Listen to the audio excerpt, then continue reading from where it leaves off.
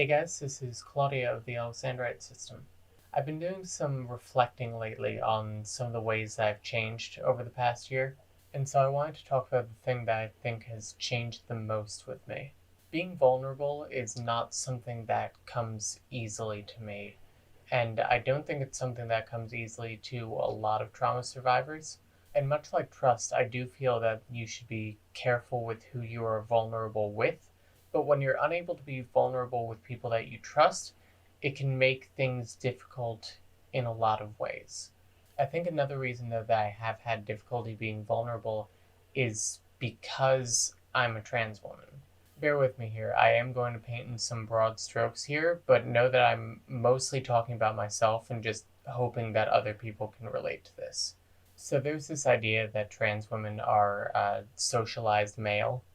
Um, it's bullshit because we do grow up differently than a cis man because people can tell when you're queer. Even if they don't understand that's what they're seeing, they can tell and they ostracize you and you grow up differently because of that. And I think that toxic masculinity can be a real issue for trans women, but not in the way that you think. I think in general, most trans women unlearn outward toxic masculinity pretty easily.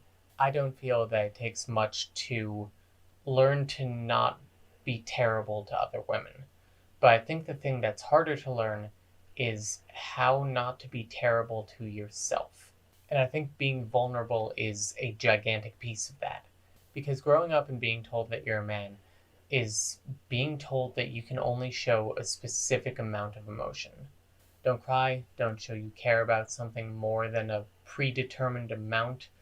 Basically, don't show any sort of weakness. But one of the few emotions that men are allowed to have is anger. And that's something I really struggled with, where I didn't know who I was if I wasn't angry. And part of that just came down to the fact that I wasn't out for anything but being upset. And it took our therapist asking me, like, do you ever front for anything fun, to really make me understand that that was the pattern I was stuck in. But even after I broke out of that holding pattern of anger, I found it really difficult to show that vulnerability, to show weakness. I mean, it really just extended to like every facet of my life.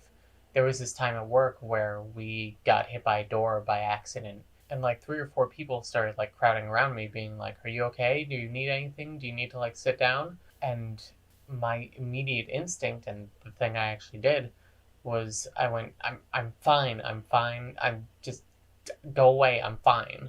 And that doesn't help me. I don't know who needs to hear this, but it's okay to say that you've been hurt. And not just physically hurt, emotionally hurt as well. Because this also creeped into my relationships, where someone would do something that really bothered me, and I would tell them, don't do that, that bothers me. But I wouldn't tell them what the actual issue was. And so they would do something really similar, but to them it didn't seem like the same thing. So it kept bothering me because they didn't know what the real issue was. And this was something that was hurting relationships for me. I didn't understand why it was happening.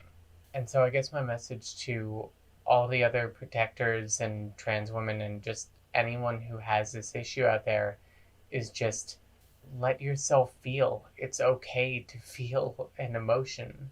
It's okay to cry. It's okay to get really excited about shit. It's okay to be angry, but don't let that be who you are. The first step to fixing a problem is knowing that there is a problem.